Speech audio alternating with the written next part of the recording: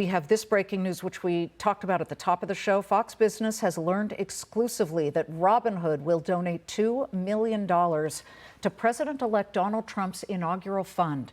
The investment platform has now released a statement to Fox Business saying, quote, Robinhood is pleased to welcome in a new era of American innovation and sensible regulation that promotes free markets, investor access, and consumer choice. We look forward to working with President Trump and the incoming administration to drive positive change in the markets, be an active voice for customers, and pursue our mission to democratize finance for all.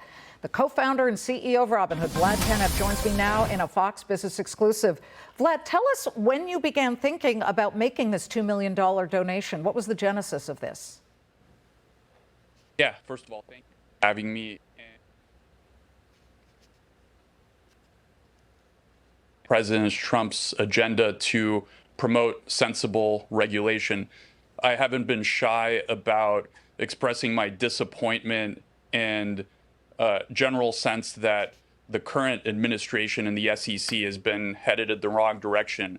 Rampant regulation by enforcement, open warfare against the cryptocurrency industry in America, as well as taking a very anti-AI posture. And I think that was bad, not just for Robinhood, but for customers, the industry, and for America. And I think I'm proud to support the new initiatives towards more sensible regulation. And again, making sure that the U.S. is where it should be, at the forefront of innovation in financial services, in artificial intelligence, in all emerging growth industries. So yeah, we're big believers of that at Robinhood, and of course, me personally. $2 million is more than the 1 million Meta, the 1 million Amazon, and the 1 million Sam Altman of OpenAI have donated. How do you arrive at that number? Yeah, I would say when Robinhood does something, we fiction, and I think like the actual amount, the details of that, probably a little bit more art than science. But we think that the U.S. should be a leader in financial industry, and we like a lot of the things that the administration has already put in place. They've got a lot of smart people that are thinking about how to solve what are some incredibly difficult problems. You know, there's progress that needs to be made to make the country more efficient, to streamline bureaucracy, all things that I think are going to be imperative. And we're happy to support that. And also, a lot is being put in place. A lot more will need to be done. You have gone headfirst into crypto trading on your platform, but you've also done all kinds of things like, retirement funds and basic trading. It's been pretty impressive to see the growth that you have seen. Do you have the latest numbers from the last couple of weeks about crypto? Because President Trump has said he wants to be the crypto president. He, of course, put Paul Atkins, who is no stranger to crypto. He's a crypto advocate and a lobbyist. He will be in charge of the Securities and Exchange Commission. David Sachs, who's a big tech and VC guy, understands crypto, going to serve as the new crypto czar. Can you give me a sense of the increase? So we're seeing on the screen, you saw a 500% jump in crypto trading month over month? Yeah, crypto trading went up 500% month over month at Robinhood from October to November. October was already a pretty strong month.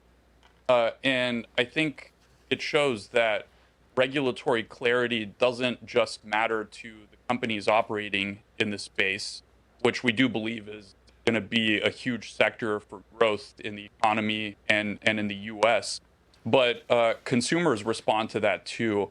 I think it's been my experience that consumers want sensible regulation. They want to know that the assets that they're investing in are safe. They weren't getting that from this current administration. And in fact, it was more of, let's ignore this industry and hope it goes away or send it overseas. And I think that it should be embraced in the U.S., and the U.S. should be a leader like we are in AI in the cryptocurrency industry. And I think customers are supporting that. And you see a ton of enthusiasm in the cryptocurrency markets, also in the equities markets. Yeah. Overall, I think there's been a ton of enthusiasm among retail since the election in particular. So Vlad, enthusiasm, absolutely. And listen, we're a business network. We love watching the markets every tick of the way, but we've seen enthusiasm and in big corrections, in bear markets, certainly. And let's just quickly talk about the crypto world and the enthusiasm that we're seeing there. I mean, there's been a lot of froth. Just today, we saw that there is a new token that has come out. It's called the Pengu. It's basically the native token of the Pudgy Penguins NFT project. Apparently, this is a Solana-based token. It debuted at $2.3 billion market cap, hit $90 million in trading volume in the first hour. I know you don't put those kinds of things up for trade, but how do you judge what is legit and what might be a little bit of froth?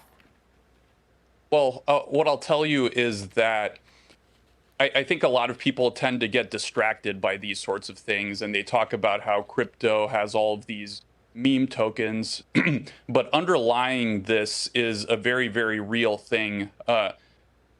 Juxtapose how easy it is for someone to create a token and get access to liquidity and launch it to what's a global marketplace, to how difficult it is for a company to go public and raise capital from retail shareholders in this country.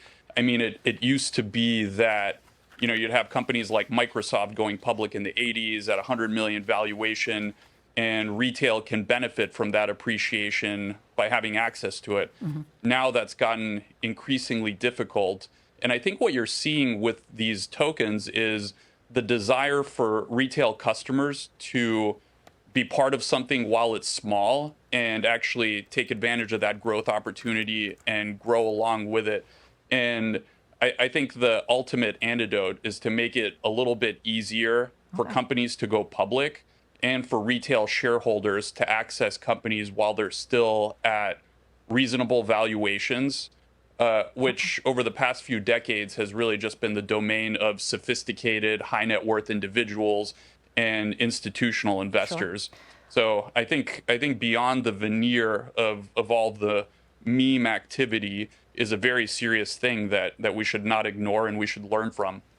Also, a very sincere thing that I know has always been at your forefront, and that is democratizing investment for the rest of us. It's great to see you, Vlad, and we'll look forward to hearing what the president responds about your $2 million donation on behalf of Robinhood to the inaugural fund. Thanks so much for joining us.